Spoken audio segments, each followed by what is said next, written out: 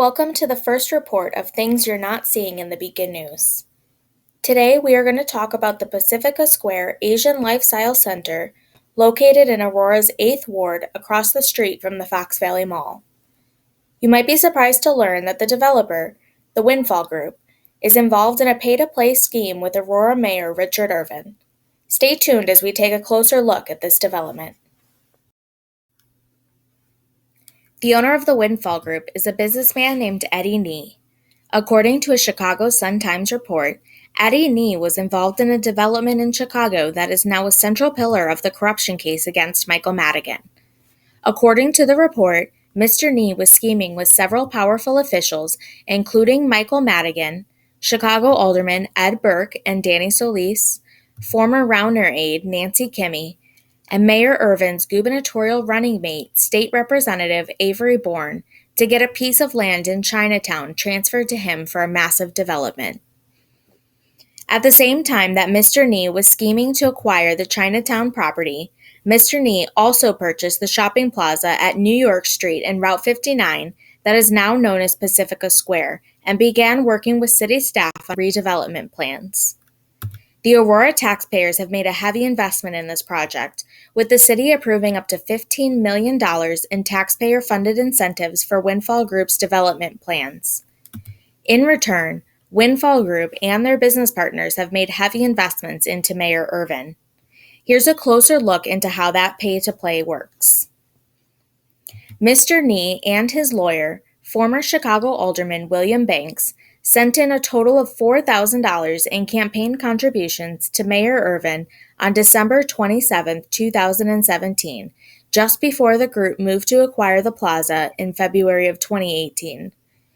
In the 5 years since then, anytime the Windfall Group has a request before the City Council, Mayor Irvin receives campaign contributions either just before a full council vote or just after.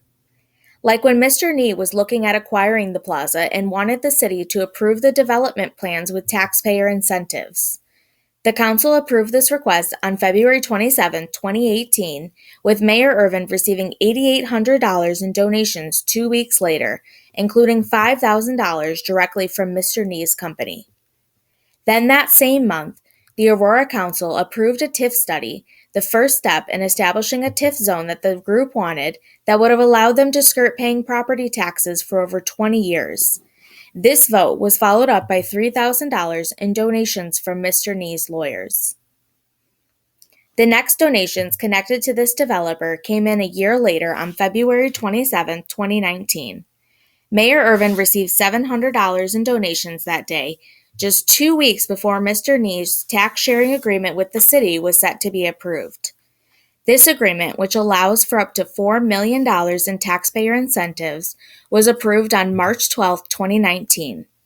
In the 2 weeks following the vote, Mayor Irvin received $7,600 in contributions, including $2,000 from Mr. Nee, $1,000 from his daughter Judy, and $2,000 from Mr. Nee's lawyers.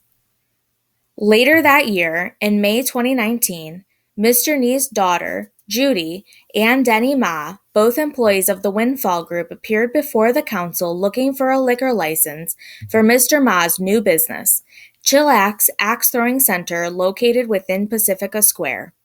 In return for the approval of this license, Mayor Irvin received a $1,000 donation from Mr. Nee and another $1,000 donation from Mr. Nee's lawyer. There's one more ingredient that funnels taxpayer money into Eddie Nee's pockets. For more on this, we're going to go to Aurora resident Sandy Schmidt.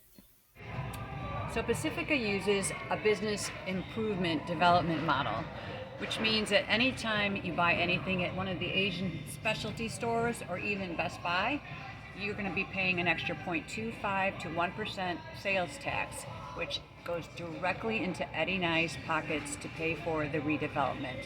So come on down, spend a little money on yourself, and then put a little money into Eddie Nye's pocket and Richard Irvin. That's right, Sandy.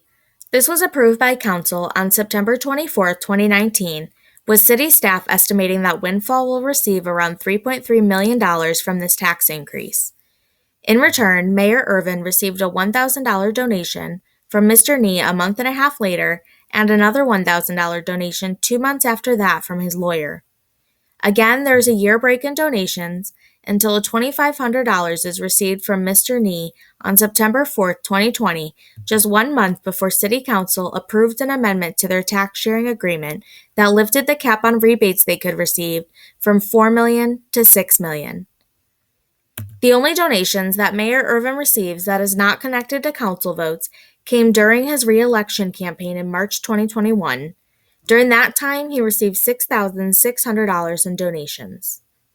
Immediately after winning re-election, the donations started coming in again, with Mayor Irvin receiving $8,000 in connected donations between April and July 2021, just as Mr. Nee began talking with the city about the second phase of his development. To fund the second phase, Mr. Nee was requesting additional taxpayer incentives. After a small break in donations, Mr. Nee's daughter sent $500 on September 21, 2021, just 7 days before the council would approve an increase in the business improvement tax rate at Pacifica Square.